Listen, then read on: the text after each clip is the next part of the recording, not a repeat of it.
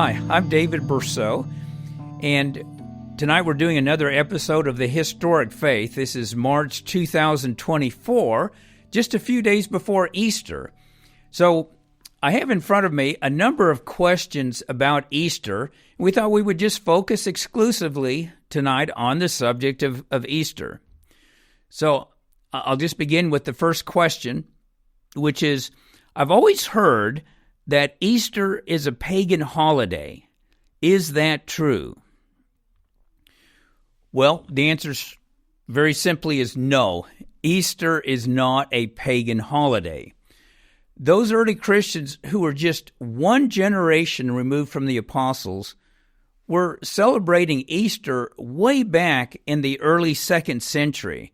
I mean, just a few decades after the apostle John's death. And they state that the custom goes all the way back to the apostles. Only back then they didn't call it Easter. They called it Posca, which is Greek for Passover. In fact, one key piece of evidence we have about Posca or Easter is from the writings of Irenaeus. These date to about the year 170 or 180. And Irenaeus says this: when the blessed Polycarp was visiting in Rome in the time of Anicetus, who was the bishop in Rome, they were at once well inclined towards each other, not willing that any quarrel should come between them upon this matter. And the matter was the observance of Posca. For Anicetus could not persuade Polycarp to forego the observance of his Posca customs, inasmuch as these things had always been observed by John, the disciple of our Lord, and by other apostles with whom Polycarp had been conversant. Nor, on the other hand, could Polycarp succeed in persuading Anicetus to keep Posca in his way, for Anicetus maintained that he was bound to adhere to the usage of the elders who preceded him. And in this state of affairs, they agreed with each other. This is an immensely important piece of evidence because Irenaeus was a personal disciple of Polycarp. So he received this account firsthand from Polycarp. In turn, Polycarp was a personal disciple of the Apostle John. And Polycarp testifies that he received from the Apostle John the custom of celebrating Posca each year based on Nisan the 14th, which was the day of the Jewish Passover. So Posca goes back as far as at least the Apostle John's time. Now, please note in this issue the dispute between Polycarp, who was the bishop of Smyrna, and Anicetus, the bishop of Rome. The only controversy concerned how to calculate the date of when to celebrate Posca each year. There was no issue about should we even be doing this or not. It had been being done for so long. The only concern was when should we do it. Actually, the very name that the early Christians gave this celebration suggests that it dates back to New Testament times. That's because they called it by a Jewish name, Posca. Now, don't misunderstand me. Posca is a Greek word, but most Jews in the first century spoke Greek, and the Greek-speaking Jews called Passover Posca. Now, by the beginning of the 2nd century, the church was predominantly Gentile. In fact, I would guess that it was at least 90% Gentile by then. So if Posca was a new custom that they were starting in the 2nd century, why would they give it a Jewish name? Why would they connect it to the Passover, to which they themselves had no connection? Surely they would have given it a more apt name, such as estasis, which is a Greek word for resurrection, or something like that. The fact that it is called by a Jewish name is strong evidence that the custom of celebrating Easter started sometime in the 1st century when the church was predominantly Jewish. Now, based on the evidence, I am personally persuaded that the Christian Posca is an apostolic practice from the 1st century. And interestingly, the Latin-speaking Christians also called this celebration by this same name, Posca, even though that was clearly not a native Latin word. All right, let's go to our next question. And this question is, where does the name Easter come from? I've heard that it is derived from the Greek goddess Astarte. Well, Astarte is the Greek name for the Canaanite and Phoenician deity whose name was Atart, which I'm probably mispronouncing. I'm not fluent in Canaanite. She was the goddess of war, hunting, beauty, love, and healing. Now, at one time, scholars thought that she was a fertility goddess, but today I don't think any scholars claim that. From the evidence they found, and there's quite a bit of archaeological evidence, there's nothing to connect her with fertility rites. Atart seems to be the same goddess as the goddess Ishtar, who was worshipped in Mesopotamia. Although the Greek name Astarte sounds somewhat vaguely similar to Easter, there is absolutely no evidence to connect the two. I mean, there's no historical or archaeological evidence, and there's no evidence from etymology, which we'll be talking about in a few minutes. Etymology is the study of the origin of words. So we need to be careful when we start making claims about the origins of words, just because one word sounds similar or vaguely similar to a word in another language. And I'm going to give you an example that I dealt with when I was much younger. This concerned the doctrine of British Israelism. I'm going to guess most of you have never even heard of that term. It was a fairly popular doctrine, or I should say a somewhat popular doctrine, in the early 20th century, a century ago or so. According to this doctrine of British Israelism, the 10 tribes who wandered off, who disappeared, whatever, actually they did come back, but according to this theory, they never came back to Palestine. So they traveled across Europe, particularly the tribe of Dan. And so you can trace the tribe of Dan as it traveled across Europe through the centuries. You come across names like the Danube River. Aha, see, the tribe of Dan. Now, I'm serious. This is what they were teaching. And then the country of Denmark, which we call Denmark in English, but in Danish it's Danmark with a D-A-N at the beginning. And then there's the town in England called Danbury, so you can just see the tribe of Dan just keeps moving. Well, not only that, there's a city in Virginia called Danville. So apparently the tribe of Dan made it all the way to the New World. Now, I added that last one, but the first three were actual examples given to me.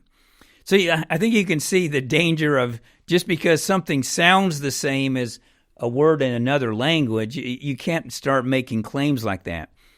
I'll give you another one, the Spanish word embarazado. Now, normally in Spanish, if a word sounds very similar to an English word, it usually has the same meaning. So, when I was in Honduras, when I first began the ministry there of the Society of the Good Shepherd in the year 2000, I wasn't very fluent in Spanish. I'm still, and I haven't made any progress, so I'm still not. But anyway, I knew a little bit of Spanish. And so when I did something I was embarrassed about, I would say, "Oh, estoy embarazado." And I was doing that all the time. I noticed people kind of grinned when I said it, but I didn't think much about it. And it was actually, that was my first visit there, and it was actually on the way home. I had picked up a Honduran newspaper, and I was reading it on the way home to practice my Spanish, because for me it was a lot easier to read Spanish than to speak it or to understand it being spoken. And I was looking at the classified ad, see if I could figure out, what it was advertising. And there was just ad after ad that asked the people if they had un problema embarazada. And I thought, it sounded like, do you have an embarrassing problem? I thought, that's weird. If it was one ad, you might think, okay, some psychologist or something. But there were several of these. I thought, Why are they all asking, do you have an embarrassing problem? So when I got home, I looked it up in the dictionary, and I discovered that embarazado, that sounds like embarrass, actually in Spanish means pregnant. So I was going around saying that to people, oh, I'm so pregnant, But anyway, I'll give you one final example. I took 3 years of Latin in high school, and often in Latin text, you would see the word jam, jam. It was actually pronounced yam. And today they spell it iam. But back then, in our Latin textbooks, it was spelled jam. In Latin, I and J are the same letter, or they develop from each other. And it means now or already, but it looks like our word jam. And, I used to go through texts, particularly when I was starting, and you'd see jam, and you'd see a bunch of other words that look like English words, and, me and some of the other guys would have fun just inventing these definitions of what it was saying. In other words, just because a word looks the same or sounds the same as the word in another language, you can't make the assumption that one came from the other. So what is the origin of the word Easter, and why do we call it Easter if the early Christians called it Posca? Well, actually, Easter is almost exclusively a term used in English-speaking countries. Everywhere else, in nearly every other country other than England, the United States, and countries that speak the English language, everybody else calls it Posca. For example, in Spanish-speaking countries, Easter is called Pascua. And like I say, it's like that in virtually every country except English-speaking countries. So then where did English-speaking countries get the name Easter? Well, it's definitely an Anglo-Saxon word, and the medieval historian Bede, often called the Venerable Bede, who lived in the early 8th century, he talks about it. He states in one of his works, which is entitled On the Reckoning of Time, he states that the name Easter is derived from the name of the Anglo-Saxon goddess of spring, whose name was Easter or Ostera. So that's where the claim originates, that the name Easter is connected to an Anglo-Saxon goddess. And we're going to examine that claim in a minute. But first I want to repeat that even if Bede is correct, there is nothing to link this goddess, Easter or Ostera, to the Greek goddess Astarte. I mean, we have a similarity in sound, but that's all. There's not even a similarity of spelling, nor is there any connection in their etymology. Now, when Bede made his claim, England had been, quote, Christianized for about a century, so no one was still worshiping this alleged goddess. Bede is going on hearsay. The problem is that archaeologists and historians have not been able to find the slightest trace that such a goddess ever existed. I mean, there's no artifacts, there's no written records that bear her name. So even though historians respect Bede's competence, they also recognize that he isn't infallible. On the other hand, what is beyond question is that the Anglo-Saxons did have a month in their calendar named Easter Monat, which corresponds roughly to our March and April. And once again, I'm probably butchering the pronunciation. I'm not fluent in ancient Anglo-Saxon. So a number of historians think that Posca was called Easter by the Anglo-Saxons because it fell during their month of Easter Monat. Now, that's a reasonable hypothesis, but we can't prove it. Now, I had spoken earlier about the etymology of the word Easter, its origin. Now, etymologists seem to all agree that the Saxon word Easter is derived from the Old Germanic word for east, which makes perfect sense, east and Easter. So the original Saxon word Easter probably meant dawn. I mean, either way, its roots were in the Germanic word of east, because the sun rises in the east. So in other words, dawn and east were very closely connected words in ancient German. So the etymology or origin for the Saxon word Easter is in the word east, not in the word Astarte.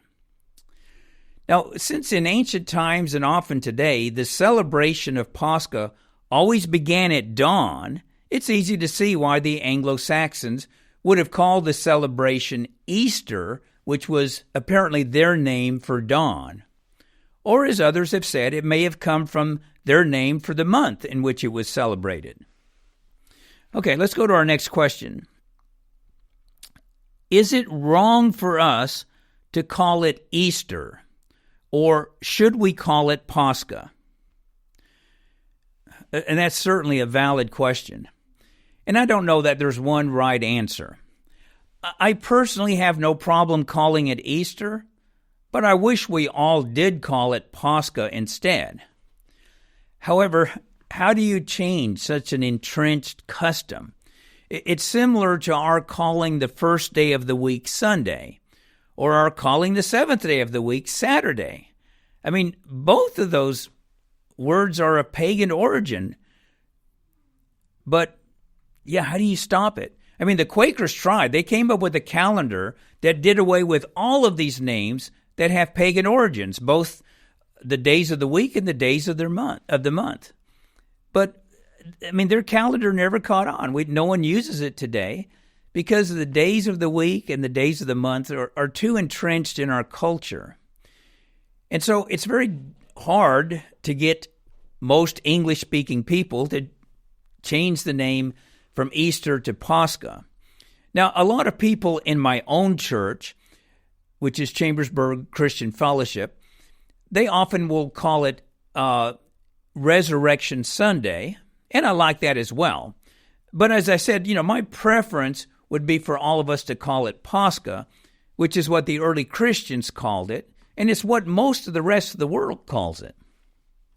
Okay, let's go to the next question. How is the date for Easter calculated? Every year, it falls on a different date. And that's correct. Every year, it is on a different date. Because Easter falls every year on the first Sunday after the first full moon after the spring equinox, which is March 21st. And that's why Easter does not fall on the same date every year. And the reason it's connected to the full moon is because, like I say, of its Jewish origins back when the church was mainly Jewish. Because Jesus was crucified at the time of the Jewish Passover, and the Jewish Passover is always on Nisan the 14th, which always falls on a full moon. So Jesus was crucified on or about the Passover, and the early Christians wanted to remember his death around the time of the Jewish Passover each year, if possible. However, since the Jewish Passover follows the lunar calendar, and the Gentile Christians were using the solar calendar, it means that the Passover never exactly coincides with an exact date on our solar calendars. It changes every year. That is the date of the Passover. So typically, Easter falls on the same week as Passover, but not always. I mean, the early Christians were more concerned that Posca, or Easter, be celebrated after the spring equinox because Jesus died and was resurrected in the springtime. And they believed, and I believe, that this was a divinely orchestrated thing, that Jesus would come to life, would bring life to mankind in the spring, when everything else is coming back to life. As a result of that, the Christian calculations for Easter and the Jewish calculations for Passover are slightly different. And occasionally there's a wide disparity between Easter and Passover. For example, this year, 2024, Easter falls on March 31st, but Passover, which is a week long, the Feast of Unleavened Bread, it doesn't begin this year until April 22nd.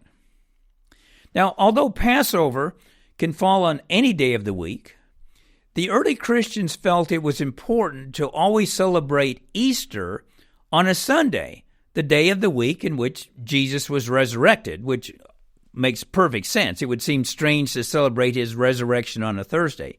So Easter always falls on a Sunday, and Good Friday, which commemorates the day Jesus was crucified, always falls on a Friday.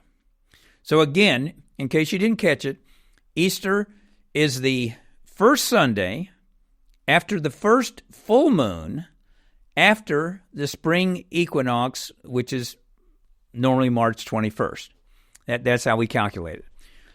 Okay, our next question. Where did Lent come from? Well, Lent comes from the early Christian practice of fasting prior to Posca or Easter.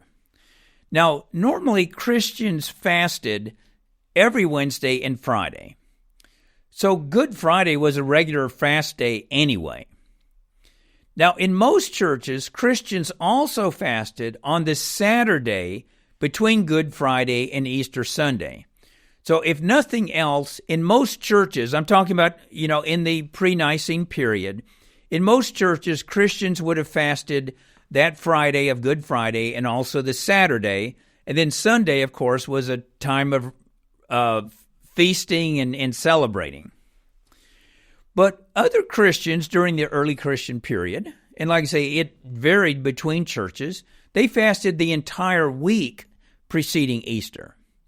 And then there were a few churches that fasted for 40 days prior to Easter in memory of Jesus' 40-day fast in the wilderness. And that's where the custom of Lent was started, was from this practice of some churches of fasting for 40 days before Easter, or at least of some people.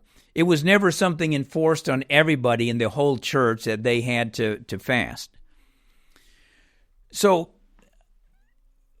just with regard to that, on any of these fasts, I should probably explain to you how the early Christians fasted, because it was a little different than how many people think of fasting today. Normally, when we fast today, most people I know of, that they will fast the entire 24-hour period.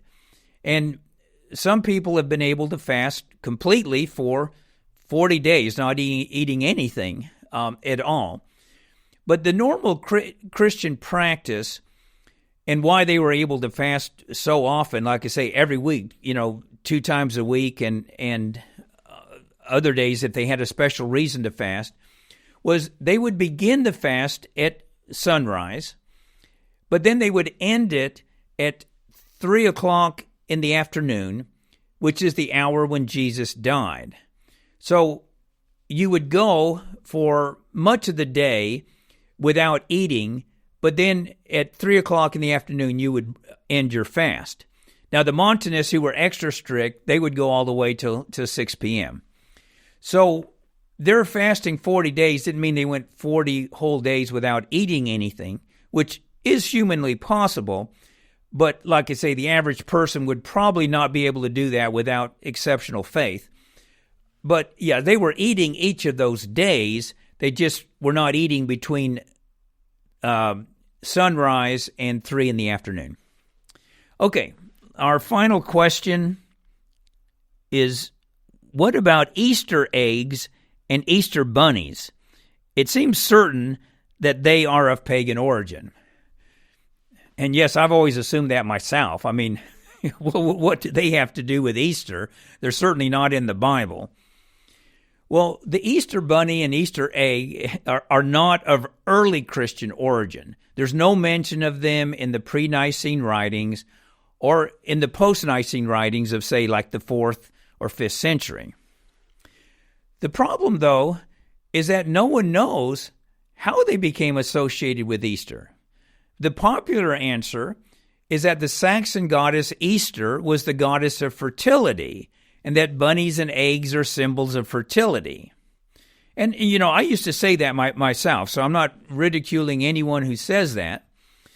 But the problem with that answer that I myself used to give, because I heard it secondhand, I mean, I did not read anything about eggs and Easter bunnies in the early Christian writings, so when people said it was pagan, sure, that sounded reasonable. But the problem with that answer is that, number one, we've already seen there's no independent evidence that such a goddess named Easter ever existed. And number two, the 8th century historian, the Venerable Bede, is our only source for believing that such a goddess ever existed, and he says that she was the goddess of spring, not the goddess of fertility. Okay, so that's total myth that this has something to do with fertility. I mean, it's a reasonable maybe guess, but just zero evidence for it. Okay, but number three, no one has been able to trace Easter eggs and the Easter bunny, or bunnies in general, all the way back to the early Middle Ages when the Angles and Saxons ruled England. And I'm talking about the pagan ones.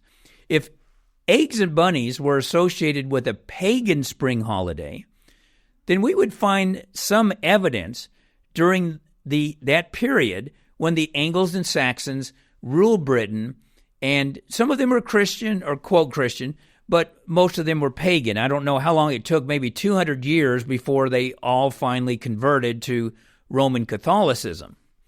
But yeah, there's no mention. We do have chronicles and references to things going on then, no mention about Easter eggs, bunnies, anything like that dealing with the pagan Angles and Saxons, nor do we have from any of the other pagans that lived in Europe. In fact, I was surprised to find this out. The first references to Easter eggs are many centuries later, during the High Middle Ages, when Europe was totally Christian, and I put quotation marks around Christian. They were either Roman Catholic or Eastern Orthodox, the ones who lived in Eastern Europe. So it would seem that Easter eggs are of Christian origin from the Middle Ages, because that's when we first start reading about them. But why did they get associated with Easter? Now, nobody knows that. I mean, someone has suggested that hard-boiled eggs were part of the Easter feast. You know, when the fast was over, they were celebrating Christ's resurrection. Hey, let's all eat, and hard-boiled eggs were part of that. But that's no more than a guess. I mean, we simply don't know. We have no primary sources of why hard-boiled eggs became suddenly associated with Easter. All we know is that it's sometime from the High Middle Ages when all of Europe was nominally Christian. Now, the practice of coloring eggs and decorating them seems almost certainly to have begun among Christians in the late Middle Ages, and we have no earlier mention of those practices, no mention among the pagans. What about the Easter bunny? Now, I would have said, surely that is pagan. But here we have the same situation. We have no primary sources, nothing that we can turn to and say, aha, see, the Easter bunny came from here. So we have no grounds to say, oh, this was something from the pagans, because when we first read about the Easter bunny, it's when Christian was totally nominally Europe. So since we have no primary sources, I turned to a tertiary source just for this podcast. I went to Wikipedia to see what they have to say about the Easter bunny. Now, please don't laugh. Wikipedia is often one of the better tertiary sources out there, but that's all it ever is. It's a tertiary source, meaning you're not allowed to use primary sources. You have to quote from secondary sources, so that makes it a tertiary source, the third level up. But now, their article says this. I'll read this quote. It says this about the Easter bunny. Originating among German Lutherans, the Easter hare, H-A-R-E, originally played the role of a judge, evaluating whether children were good or disobedient in behavior at the start of the season of Eastertide, similar to the naughty or nice list made by Santa Claus. As part of the legend, the creature carries colored eggs in its basket, as well as candy, and sometimes toys, to the homes of children. As such, the Easter bunny again shows similarities to Santa. The custom was first mentioned in Georg Frank von Frankenau's book entitled About Easter Eggs, which was written in 1682. So it seems like even the Easter bunny is of relatively recent origin, and it appears fairly certain to have originated among professing Christians, even among Protestants. So does our local church, Chambersburg Christian Fellowship, sponsor an Easter egg hunt every year? No, we don't. But the practice seems to have originated with Christians, not with pagans. So that sums up our questions about Easter. I appreciated everyone who asked us questions about that, and I hope these answers have been a blessing to you. Thanks for listening.